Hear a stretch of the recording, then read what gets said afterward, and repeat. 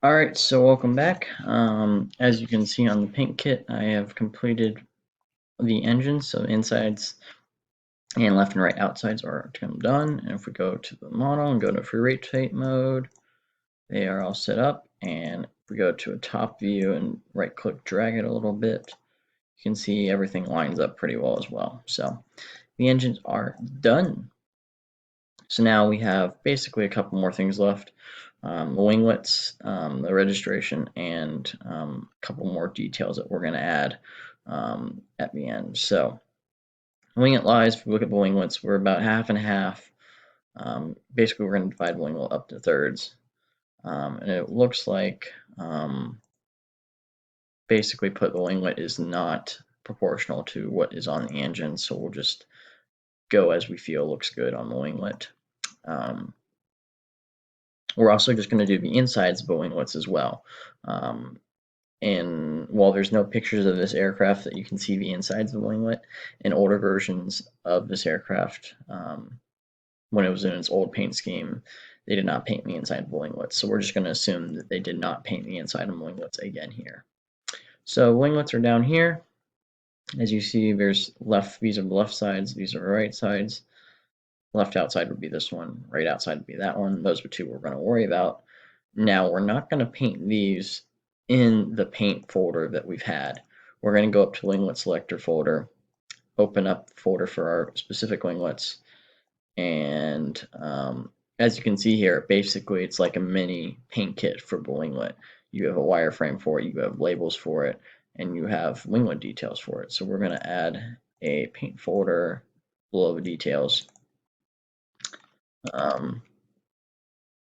And this is like this in a couple other paint kits. The Challenger 300, 350 paint kit is like this. The King Air 350 paint kit as well is very similar to this, where you have to paint on the winglet layer. So most of the time you'll be able to paint in a normal paint folder, but sometimes you'll have to do something like this. So we'll go ahead and we will get started with the winglet. We're just going to do the left outside first. Like I said, we're basically dividing this up into thirds, so here 200% is a good zoom. So with that, if you can see here, it kind of looks like it's the same width on the lines throughout. So we're just going to do a rather simple technique I usually use in this case. Just create a straight line across. This will be our blue, I believe.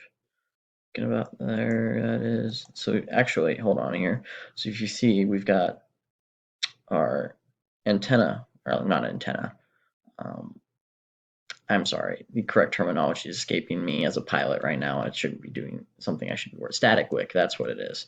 That static wick's right there. We can see the texture for that static wick down here. So we'll go ahead and we'll move this down right about there. That's about where the bottom we wanted to be for that. So we've got that, and then we'll go up here, and we're just kind of eyeballing width here. We really don't have a good idea exactly of where the width should be, but that looks good to me.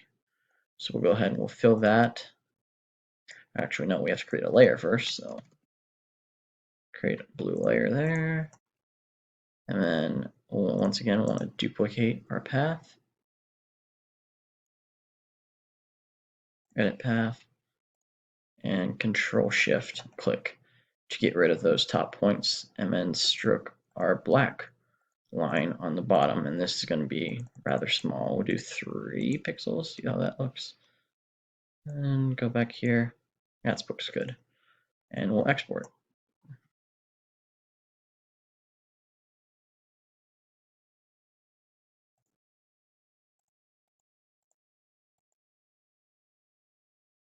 So we go back on the paint kit, and I know we can't really get a good zoom. Unfortunately, my laptop touchpad is broken, which will allow me to get a better zoom before the winglet disappears.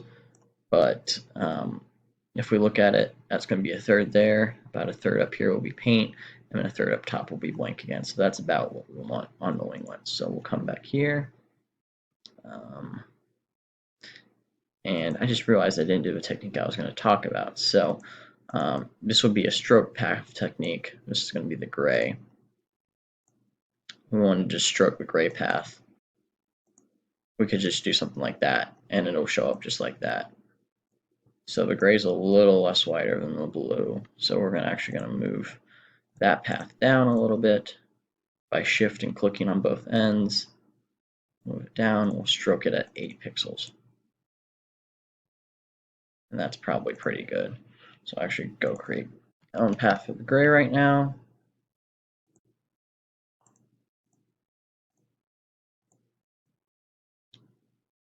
And I'm going to go ahead and do the green as well, and that's going to probably be about 6 pixels or so looking at it.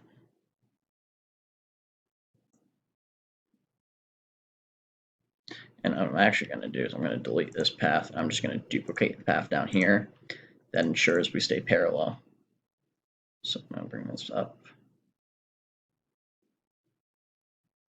Turn to our green, stroke path at 6 pixels.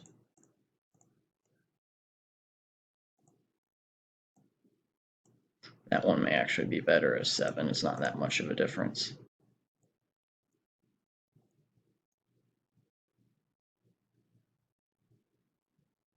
So export again.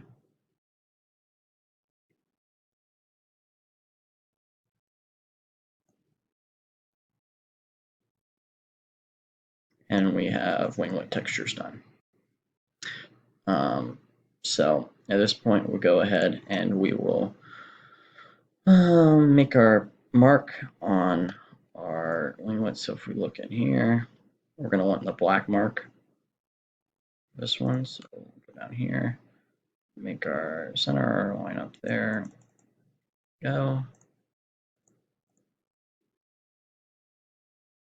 And I realized we have not done this really well, so we'll actually rename that left side there.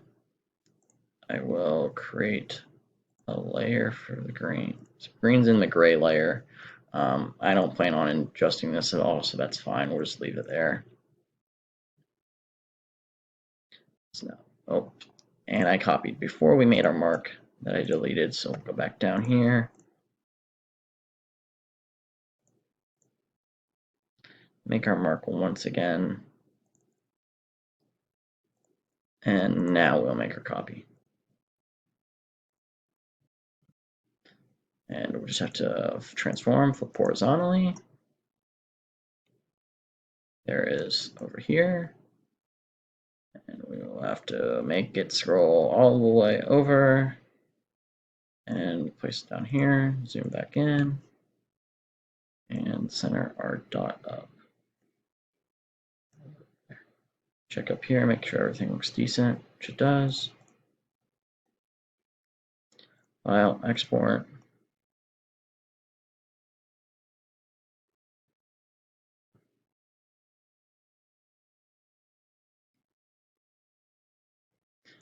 And reload the texture. Rotate around, we got winglet paint there, we got winglet paint there. And like I said, it's basically just an eyeball. It's not going to be the best, but it's a really good representation of what the aircraft looks like in real life. All right, so that's winglets done. We can go ahead and close this up, winglet selector up, and go back to our main paint area down here.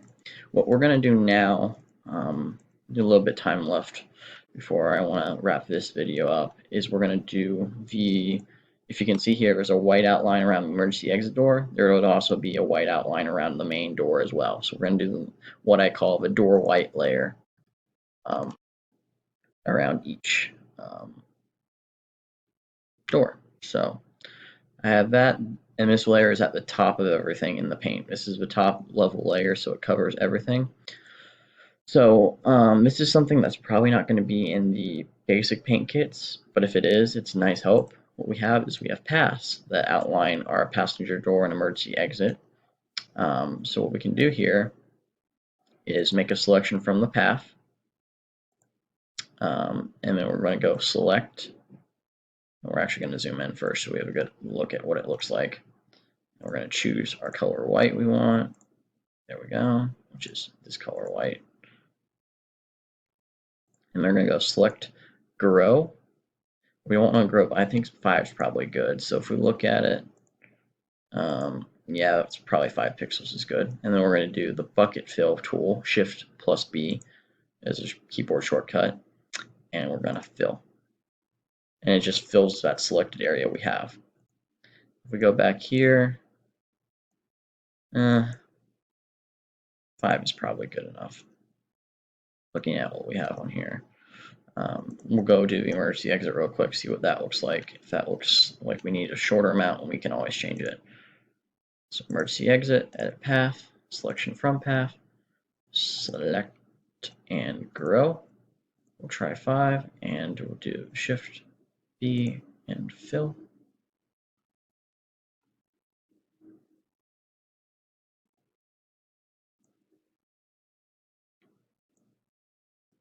And that looks pretty good.